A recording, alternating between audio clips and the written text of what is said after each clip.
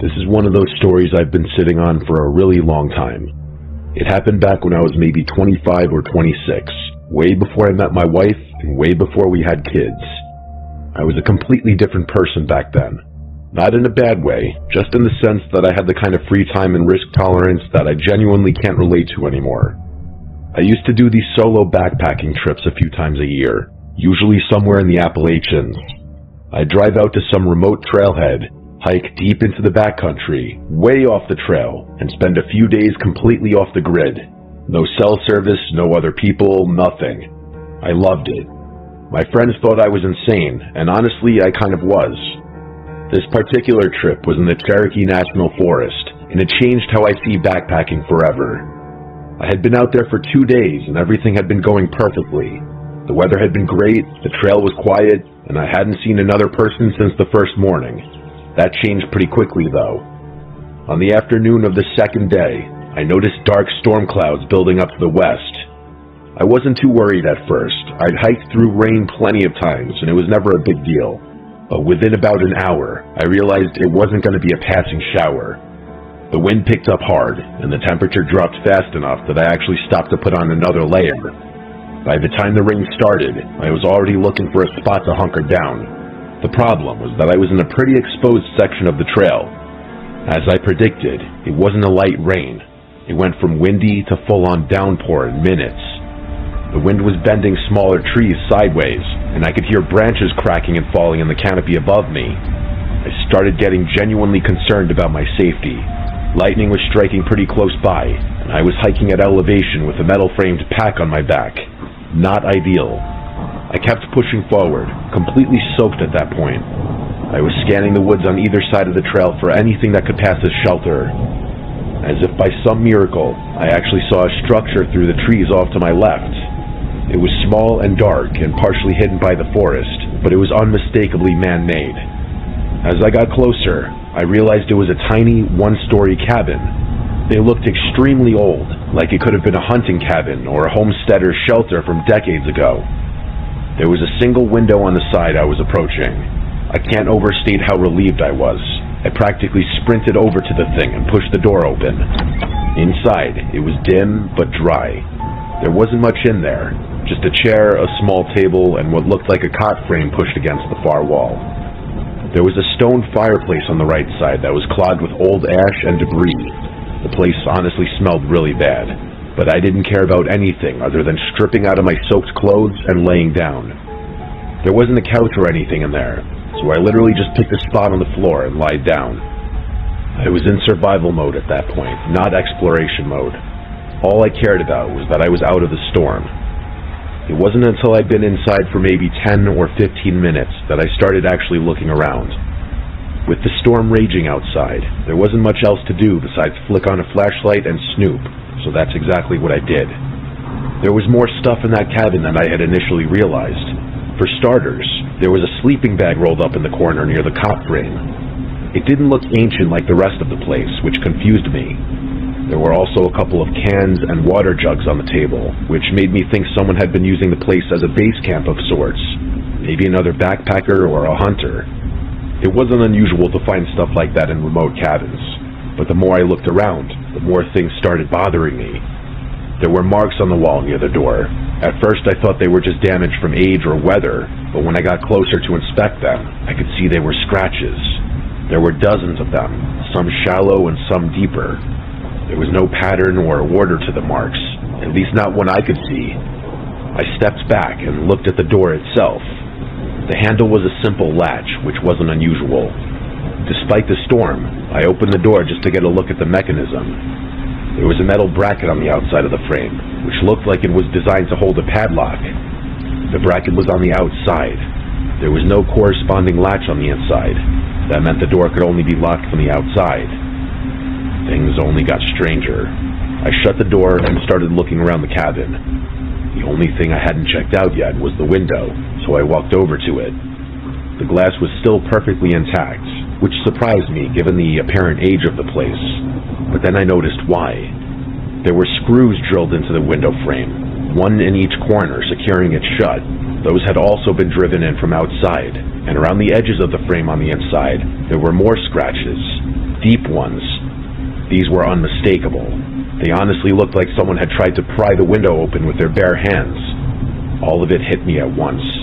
Someone had been kept in this cabin, trapped, as in kept against their will. I should have left right then, and I did consider that, but there was a good part of me that felt like whatever had gone on in that cabin was well in the past. Everything in the cabin looked really old. Even the sleeping bag, which did look on the newer side, admittedly, was rigid and dusty. Plus, the last thing I wanted to do was go back out in that storm again, so I stayed. I'm not sure how much time passed, maybe an hour, maybe more. The storm wasn't letting up at all. If anything, it had gotten worse. The rain on the roof was so loud that it was hard to hear much of anything else. That's probably why it took me so long to notice the other sound. I picked up on the scratching or scraping noises from outside, somewhere along the left wall of the cabin. At first, I thought it was a branch, but I couldn't remember if there had been branches low enough to even touch the exterior of the cabin. As I was thinking about it, I heard two heavy thumps on the porch. They honestly didn't sound like storm sounds. This time I stood up. I did that thing where you freeze in place and try to focus by staring at a random spot on the wall. I was trying to listen, but if someone was moving out there, it would have been impossible to hear over the storm. I started getting paranoid that those sounds I heard were just a few of many, and that the rest had been drowned out by the rain. My eyes drifted over to the window. I couldn't bring myself to look through it. If someone really was out there, they'd probably be looking through it. I stayed in that position for what felt like forever. After a while, I started to relax a bit, thinking I had just been hearing the storm, or at the very worst, an animal poking around the cabin. I was almost ready to forget about everything when I heard something that sent me over the edge. Pressure on the door, like someone was leaning their full weight against it from the other side. The wood creaked and the latch rattled once before the pressure released. My heart rate instantly shot back up, and that's when something clicked. Why would someone be outside in a storm like this, circling the cabin, tapping on the walls, without just coming in? The door wasn't locked. Nothing was stopping them. And then I thought about what I'd found inside the cabin, and it occurred to me that maybe whoever was out there didn't want to come inside. Maybe they wanted me to stay inside. Maybe the whole point was to keep me in there. I don't know if that was the right conclusion or if my mind was just spiraling, but I decided I was leaving right then. I didn't care about the storm. I started moving things into my backpack as fast as I could. I had this sickening feeling that something really bad was about to happen, and I was right. The next few moments were a blur. I was maybe 30 seconds from walking out the door when I heard the sound of glass shattering behind me. I spun around just in time to see something come through the window, and that was all I could see before the whole room erupted in flames. The flames spread so fast that I couldn't even process what was happening. 1 second I was standing in a dark room, and the next second the walls were on fire. The heat hit me like a physical wall, and the door wouldn't budge. It was jammed from the outside. I slammed into it with all my might, and it gave. It collapsed off its hinges, and me with it. I scrambled to get back on my feet, and I just ran. I couldn't even see. I was just running wildly through the woods and rain, trying to put as much distance between myself and that cabin. But before I could get a safe distance away, I felt something tackle me from behind, and I was back on the ground. There was a person on top of me, and suddenly I was fighting for my life. I clawed and kicked and screamed, but this guy wouldn't get off me. He was yelling too, and he kept trying to get me in a chokehold. He was gouging at my eyes and pulling my hair, and I started to feel dizzy, but I managed to push him off. I got back up and kept running, and whoever had just tried to kill me was screaming like a maniac. I looked back twice. I couldn't see my attacker, but I did see the cabin, which was fully engulfed in flames. I think the picture of that fireball is burned into my brain forever. The second time I looked back, the glow was smaller but still visible through the woods, but I just kept running. For all I knew, I was being chased. I didn't stop until my legs gave out. I found a spot where a couple of large trees had fallen against each other, and there was a narrow gap underneath that blocked most of the rain. I crawled under there and just collapsed. I couldn't feel my body. I don't know if it was the fire, the rain, or the attack. Maybe all three, but I was completely numb. All I did was sit in that crouched position and try to keep breathing. I don't know how many hours passed under those trees, but time lost all meaning. Eventually, I felt some feelings start to re-enter my body, and I told myself it was move or die. Whoever was out there was probably looking for me, and he couldn't have been that far away, so I got up and started moving through the woods. I didn't know where the trail was, but I didn't really care. I honestly can't tell you how I survived that night, but I did. I stumbled onto a random trail and just followed it. I was soaked and probably bleeding from multiple places, but I just kept trudging on. Eventually, the rain subsided a bit, at least enough for me to figure out where I was. I made it to some random trailhead, and by that point, the storm had passed. I don't remember too much after that. All I remember is that the first person I saw drove me to a hospital. I had second-degree burns on my left forearm and the back of my neck, and doctors told me I was lucky I hadn't inhaled more smoke than I did. None of it was permanent, but it hurt like hell for a long time afterwards. By the time I was healed and safe at home, I told myself I would never camp or hike alone again. Someone had intentionally set that cabin on fire to kill me. That's the only thing that makes any sense. It was pouring rain, a full-blown thunderstorm, and the roof was metal. There's no way a wooden structure goes up like that fast unless the wood had been treated with something beforehand. I gave the police everything, or as much as I could, but I could tell they weren't really going to do anything. And to be fair, I wasn't in a charted part of the woods, so it would have been silly to hound them. The only thing I don't understand is the timing of everything. My wife would probably tell you I stopped doing solo trips because I grew up and got more responsible, and she's not entirely wrong, but I honestly never told her about this incident, and I know I'll never go backcountry trekking again alone.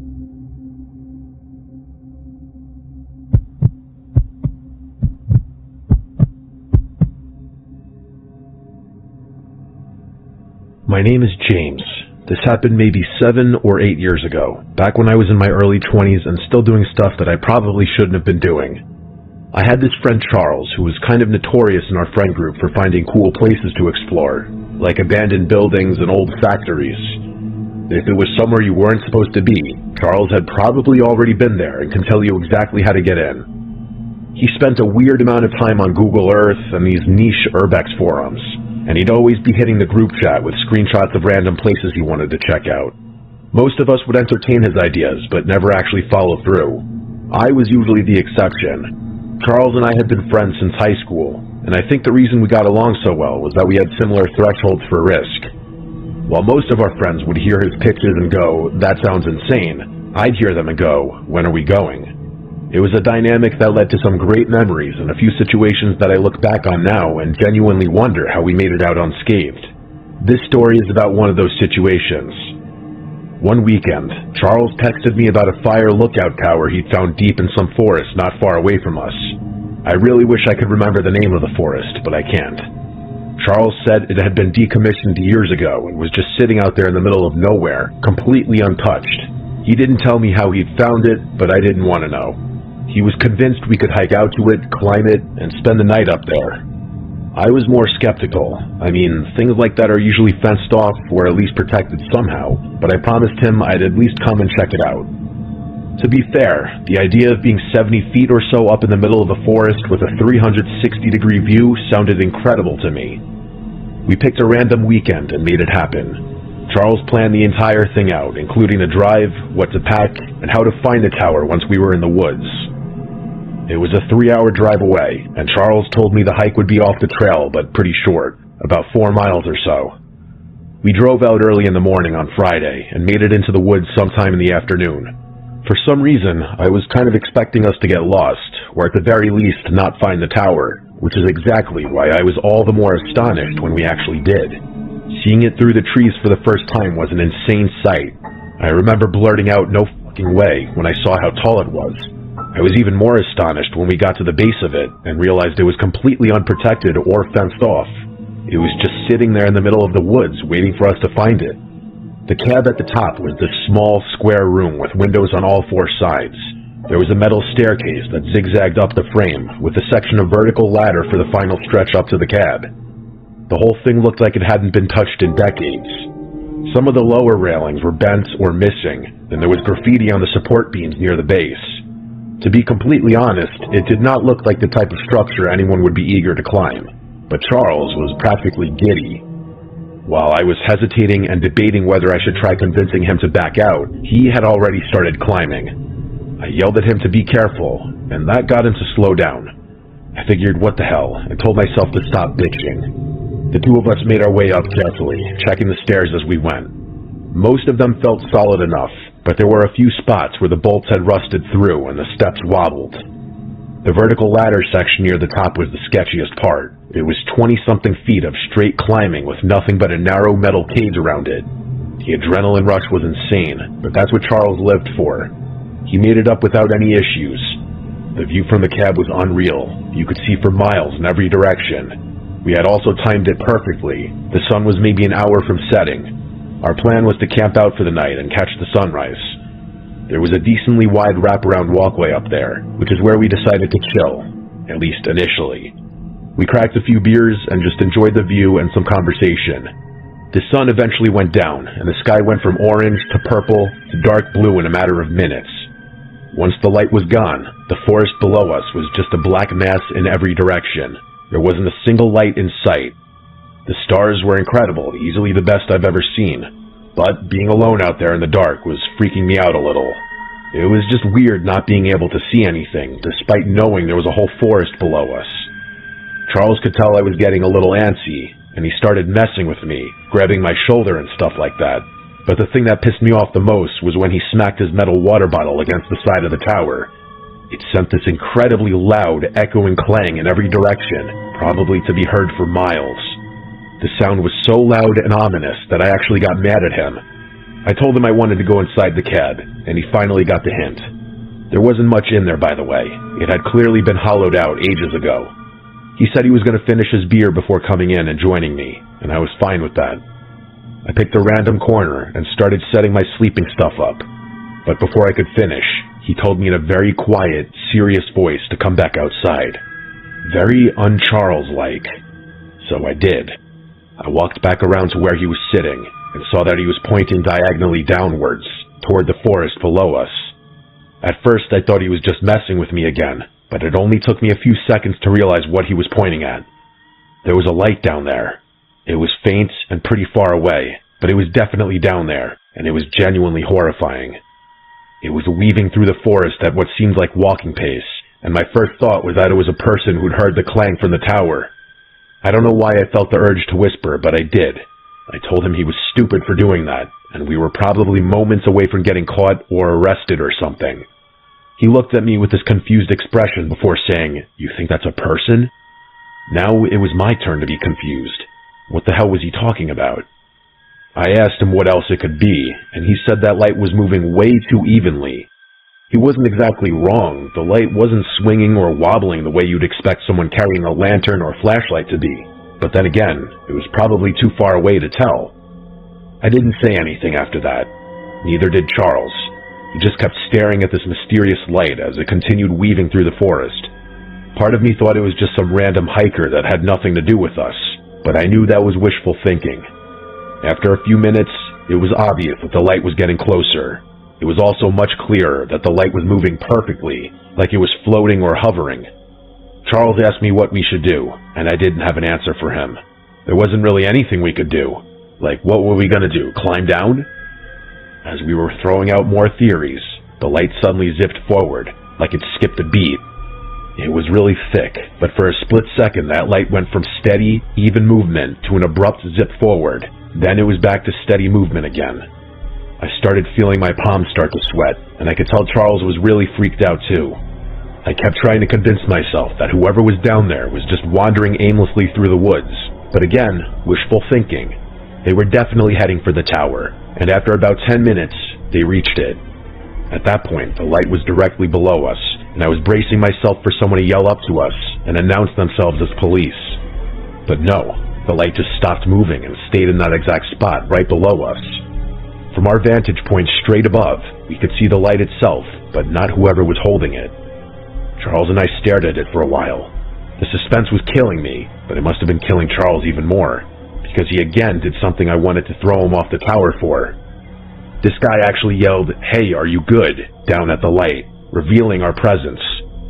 I looked at him in horror. I genuinely couldn't believe he would do something so stupid. We didn't get a response though, and the light didn't even move. We waited a little bit, and then Charles yelled down again, but still nothing.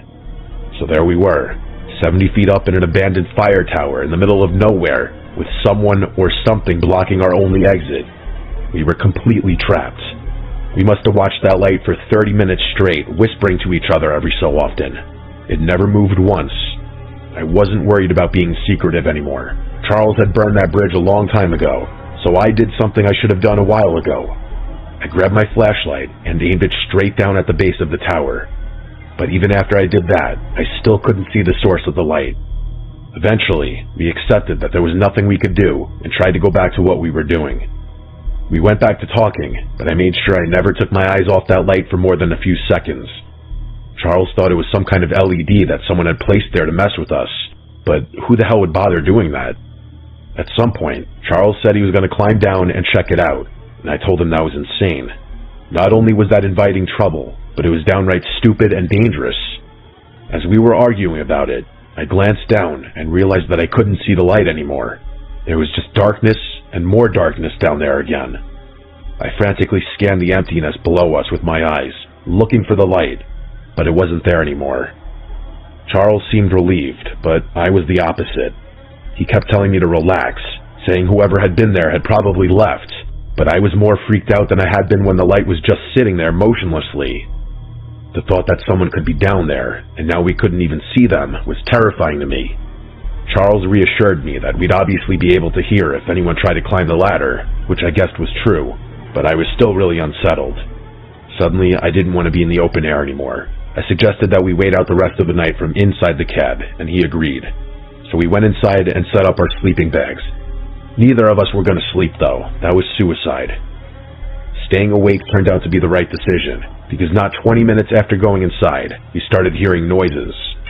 The first ones were all metallic clangs that echoed up through the steel frame of the tower.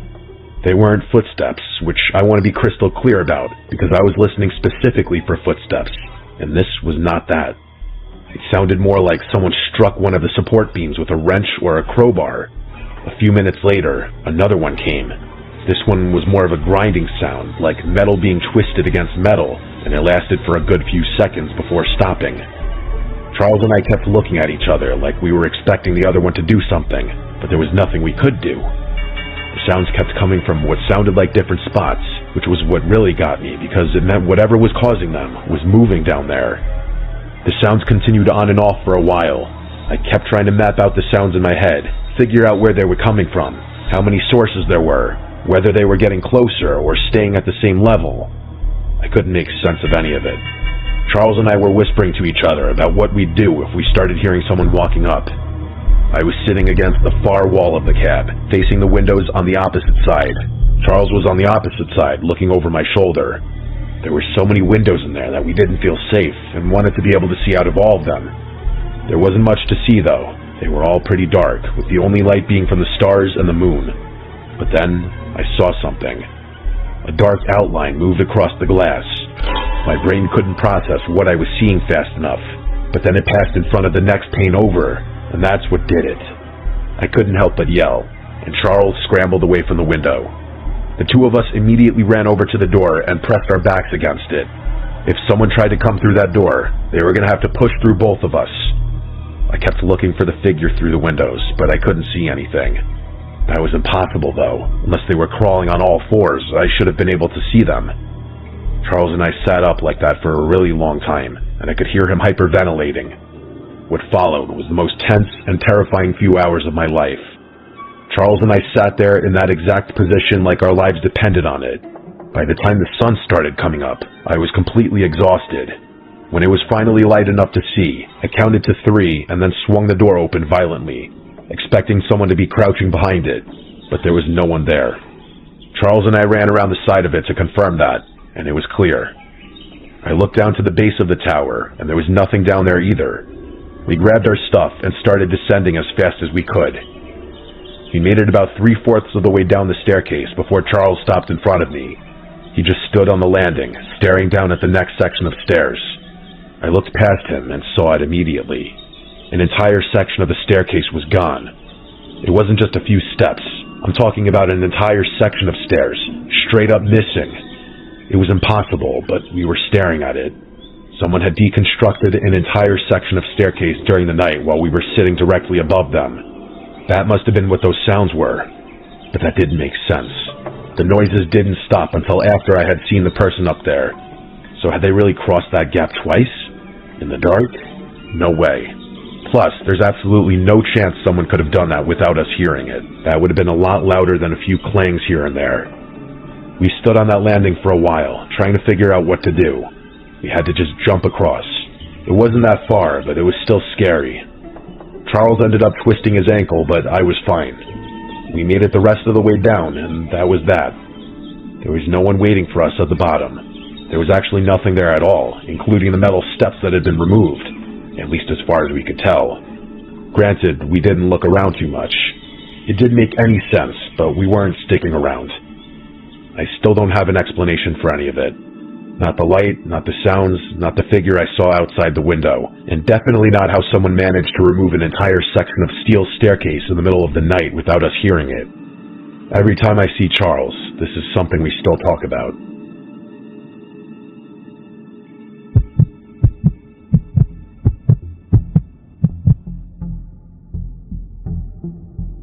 I go camping alone a few times a year. I've been doing it since I was in my 20s, and at this point, I'm in my late 30s, so close to 15 years of solo trips at this point. I know the risks, which is why I carry a rifle. This happened about 2 years ago in the Daniel Boone National Forest in eastern Kentucky. It's a massive stretch of forest, over 700,000 acres, and if you know where to go, you can hike for days without seeing another person. I had a rough stretch of work and my head wasn't in a great place, and I felt like I just needed a few days away from everything. I drove out on a Thursday morning. I parked at a trailhead off a Forest Service road and started hiking. The plan was simple: 3 nights in the backcountry. That was pretty much it. I had my tent, my pack, enough food and water for 4 days, and my .308 bolt action that I always bring on solo trips. The first day was exactly what I needed. I covered about 7 miles before finding a flat spot near a creek bed that looked like a good place to camp. I set up my tent, gathered some wood, and had a fire going by the time the sun started going down. I cooked some food, drank a beer, and sat by the fire until it burned down to embers. The whole time, I didn't see a single person. I fell asleep around 10. I woke up at some point in the middle of the night. I'm not sure what woke me. It was more like my brain just switched on for no reason, the way it does sometimes when you're sleeping somewhere unfamiliar. I lay there for a minute and stared at the ceiling of my tent, but as my eyes adjusted, I noticed something. There was a faint orangey glow coming through the walls of my tent. I unzipped the tent flap and looked out. Maybe 200 yards away, through the trees, there was a fire. Not a big one, it was about the size of a campfire, but it was definitely there. It was flickering, which is how I knew it was a fire. I watched it for a few minutes, waiting to hear talking or something. I wanted to confirm it wasn't some random forest fire, but after a while of looking at it, I couldn't see or hear anything beyond the fire. I watched it a little while longer just to see if it would grow out of control, but it didn't. I figured it was another camper set up nearby that I just hadn't noticed during the day. It wasn't impossible, especially since I had gone to sleep relatively early. I figured whoever it was had gone to sleep and left their fire going, which is irresponsible but not uncommon. I watched it for about 5 more minutes, and then zipped my tent back up and went to sleep. It didn't bother me too much. When I woke up the next morning, the fire was the first thing I thought about. Not because it had scared me, but because I was curious. I wanted to see who else was out there, maybe say hi, but mostly to satisfy my curiosity. I packed up my campsite and hiked in the direction where the fire had been. It took me about 10 minutes to reach the area. I was pretty confident I had the right spot. There was a natural clearing that lined up with the angle I'd been looking from. But when I got there, I stopped. There was no fire pit, nor was there a ring of stones or a pile of ash or scorched ground, charred wood, nothing. The ground was completely undisturbed. I walked the whole clearing, checking for any sign that someone had been there, but there was no signs of life whatsoever. The area was pristine. I stood there for a while, genuinely confused. I was certain I'd seen a fire. It had been a campfire burning clearly for at least 5 minutes while I watched it, and yet the ground where it should have been looked like no one had set foot there in months. I considered the possibility that I had the wrong spot, but there wasn't another clearing anywhere near the right distance or direction. There wasn't much I could do beyond that, though, so I just moved on. I still had 2 more nights planned, and I wasn't about to cut my trip short over something silly like that. I hiked for most of the day. The terrain changed as I moved deeper into the forest. The creek bed fell away behind me, and the ground started climbing. By mid-afternoon, I was in a denser, older section of the forest where the trees were taller and the canopy was thick enough to block out most of the sky. It was quieter in there, which was nice. I found a good campsite around 4. That evening was uneventful. I doused my fire a little after 9 and turned in for the night. I don't know what time it was when the sound woke me up, but it was loud enough to pull me out of a dead sleep. I woke up to this distant, enormous cracking sound, like a thick branch being snapped in half, except it kept going. It was violent, and it lasted for maybe 3 or 4 seconds. At the tail end of it, there was a deep, resonant thud that I could quite literally feel in the ground beneath me. I instantly knew what it was. A tree had fallen somewhere deeper in the woods, or at the very least, a very large branch. If you've ever heard the sound of a tree falling before, which I do understand is kind of a rare occurrence, it's amazing and terrifying at the same time. It didn't scare me per se, but the deafening force and scale of it gave me this crazy adrenaline rush. I lay there in my sleeping bag, trying to figure out what had just caused it. The more I thought about it, the less sense it made. It wasn't storming, and there was barely any wind. There was nothing I could think of that would have brought a tree down on a night like this, but there was also nothing I could do. I couldn't fall asleep at that point either. My heart was still racing, and the adrenaline had me awake, so I just kind of closed my eyes and waited for it to wear off. But then, not 10 minutes later, it happened again. Only this time, it was much louder. That same gruesome crackling sound, followed by a crash of branches and a deafening thud, but this one was close. Not right on top of me, but close enough that the sound was almost disorienting, and it came from a completely different direction than the first one. The first tree had fallen somewhere to the south, and the second one was to my northwest. I sat up immediately. Now I was actually scared. 2 trees falling on the same night in 2 different parts of the forest with no wind and no storm. That was inconceivable. I kept trying to come up with an explanation that made sense. The most logical thought was that the first one had caused some kind of chain reaction, but that hypothesis didn't account for the fact that the trees fell in completely different parts of the forest. Whatever brought down the first tree had nothing to do with the second one. They were 2 different events. But that was even more inconceivable. I was sitting there processing all of this when I heard something new, something that took my fear from a medium 5 to a resounding 10. It was this low and continuous rumbling sound that I can only describe as a cross between a groan and a growl, like a person clearing their throat, except it didn't stop. It wasn't an animal sound I recognized. I've heard bears, I've heard elk, I've heard bobcats. This wasn't any of those. It sounded like something was making the noise on purpose, and it went on for what felt like a full minute without any break or variation. I did the only thing I could think to do. I grabbed my rifle, chambered around as quietly as I could, and aimed it at the tent flap. At that point, I was full-on panicking. I must have sat like that for 20 minutes. The sound eventually tapered off. It didn't stop abruptly, it kind of faded out, like whatever was making it had moved further away. And just like that, the forest was quiet again. I didn't sleep the rest of the night. I don't think I would have been able to if I tried. It was the worst night of my life. As soon as I saw daylight, I got out of the tent. I packed up as quickly as possible, still spooked and extremely unsettled despite being able to see. Once everything was in my pack, I started walking in the direction of the second tree, the louder and closer one. I needed to see it, if only to confirm that I hadn't imagined the whole thing. I had my rifle ready in my hands, so I found the tree after about 10 minutes. The thing was massive, and its trunk was lying at an angle across a shallow slope. Broken branches and debris were scattered all around it, so it was real. I really couldn't believe it. I'd been trying to convince myself I had just imagined everything from the night before, but there it was. I needed to keep investigating. I wouldn't have been satisfied leaving without knowing what had caused the fall.